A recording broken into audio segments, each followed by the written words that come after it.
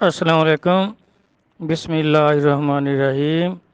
نور ایمان کیا ہے اور اس کی پہچان کیا ہے؟ میں نے جو کچھ اپنے آقا مولا رہنما اولیاء مظہر نور خدا حضور قبلہ عالم سے جو سنا اور سیکھا وہ میں اپنے الفاظ میں عرض کرتا ہوں۔ امید ہے انشاءاللہ سب کو سمجھ آئے گی، اور جو کمی رہ جائے وہ میرے مہربان جو ہیں وہ دور فرما دیں گے۔ انسان حواس خمسہ میں قید ہے، یعنی 5 حواس: دیکھنا، سننا، سونگھنا، چکھنا اور چھونا۔ جو چیزیں ان کے اندر آ سکتی ہیں انہیں ہم محسوس کر سکتے ہیں، اور جو چیزیں ان سے باہر ہیں وہ ہمیں محسوس نہیں ہوتی۔ فرشتے کرامن کاتبین ہر وقت ہمارے کندھوں پر رہتے ہیں لیکن کبھی محسوس نہیں ہوتے۔ اللہ ہماری شرح سے قریب ہیں، زمینوں اور آسمانوں کا نور ہیں، ہر جگہ موجود ہیں، ہم اسی میں چلتے پھرتے ہیں، اسی میں سوتے جاگتے ہیں، یہ بھی کبھی محسوس نہیں ہوتے۔ ان کو لطیف کہتے ہیں، لطیف چیزیں کہتے ہیں۔ جن چیزوں کو ہم محسوس کر سکتے ہیں انہیں کثیف چیزیں کہتے ہیں۔ نور ایمان بھی لطیف ہے، اسے بھی ہم اپنے حواس خمسہ سے محسوس نہیں کر سکتے۔ یہ لطیف چیزیں جب خود، یا یہ لطیف ہستیاں جب خود اپنا اظہار کریں تو ہم محسوس کر لیتے ہیں۔ اپنے اختیار سے ان چیزوں کو محسوس کرنے سے ہم قاصر ہیں۔ اسی طرح جس طرح دیکھتے ہیں کہ اللہ کی ذات نے موسیٰ علیہ السلام کے کہنے پر کوہ طور پر جلوہ فرمایا تو موسیٰ علیہ السلام بے ہوش ہو گئے، اور آپ کے ساتھی جو تھے 70-80 وہ مر گئے، اور کوہ طور جل کر راکھ ہو گیا، سرما بن گیا۔ تو اللہ تعالیٰ سورۃ بقر میں فرماتے ہیں کہ میں نے دوبارہ ان کو زندہ کیا تاکہ میرا دیکھنا یاد رکھیں اور قوم کو بتائیں کہ اللہ ہے۔ یہ بھی اللہ نے خود اپنا اظہار کیا تو محسوس ہوا، جس سے موسیٰ علیہ السلام کے ساتھی مر گئے، ورنہ کیا اللہ تعالیٰ اس سے پہلے کوہ طور پر موجود نہیں تھے؟ نعوذ باللہ۔ اللہ تعالیٰ ہر وقت موجود اور قائم ہیں، ہر جگہ موجود ہیں، لیکن پہلے وہ آدمی محسوس نہ کر سکے۔ جب اللہ نے خود محسوس کرایا تو برداشت نہ کر سکے۔ اسی طرح حضرت رسول کریم صلی اللہ علیہ وآلہ وسلم پر غار حرا میں جب پہلی وحی آئی تو جبرائیل علیہ السلام نے کہا اقرا، یعنی پڑھو۔ آپ نے فرمایا میں پڑھا ہوا نہیں ہوں۔ تو ام المومنین حضرت خدیجہ رضی اللہ عنہا سے حارث بن ہشام نے رسول اللہ صلی اللہ علیہ وسلم سے عرض کیا یا رسول اللہ، آپ کے پاس وحی کس طرح آتی ہے؟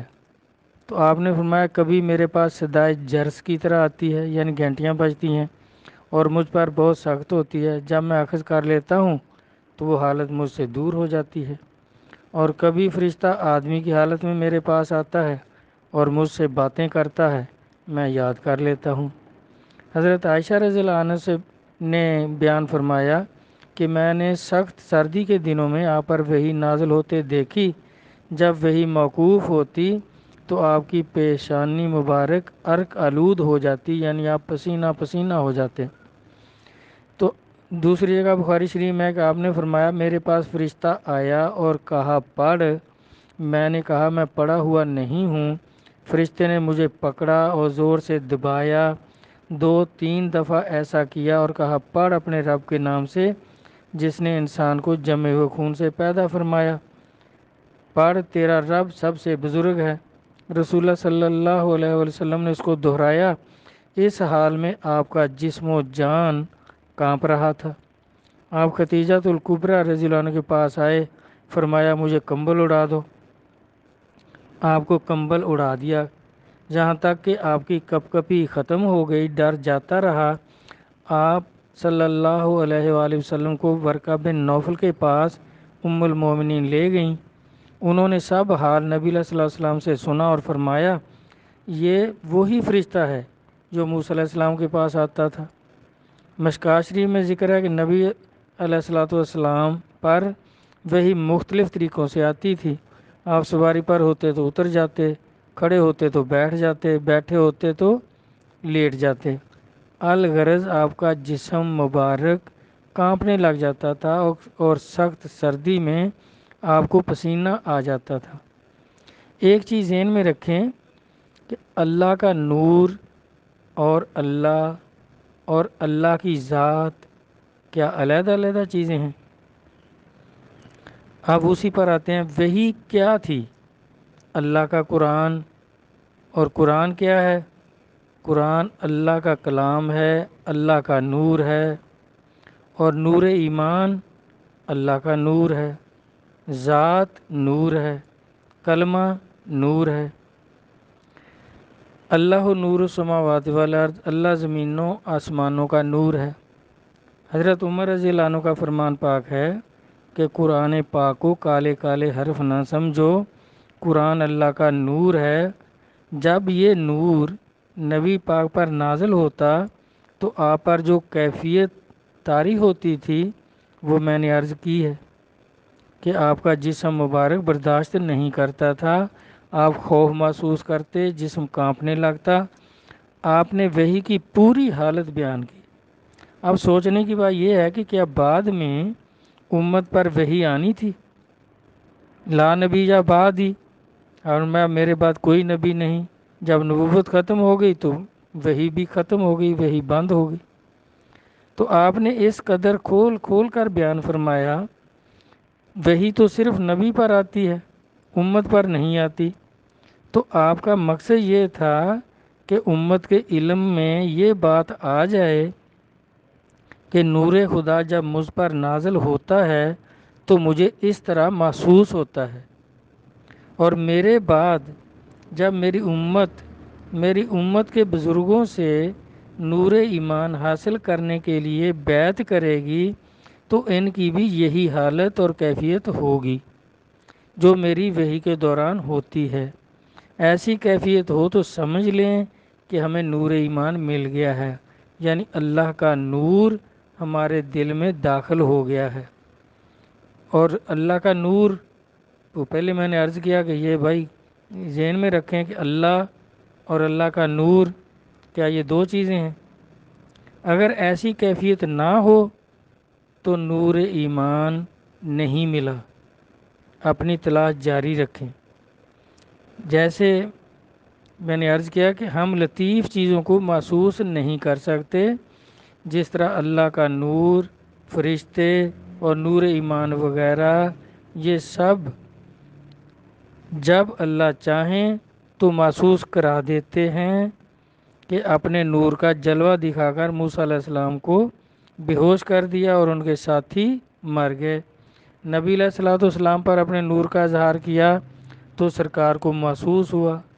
اسی طرح نور ایمان کو بھی ہم اپنے اختیار سے محسوس نہیں کر سکتے، کیونکہ وہ بھی لطیف چیز ہے اور ہمارے پانچوں حواسوں سے باہر ہے۔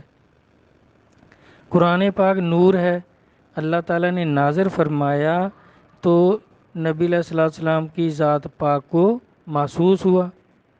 ہم پڑھتے ہیں محسوس نہیں ہوتا۔ نبی علیہ الصلوۃ والسلام کو ایک یا دو آیات کس قدر محسوس ہوتی تھی۔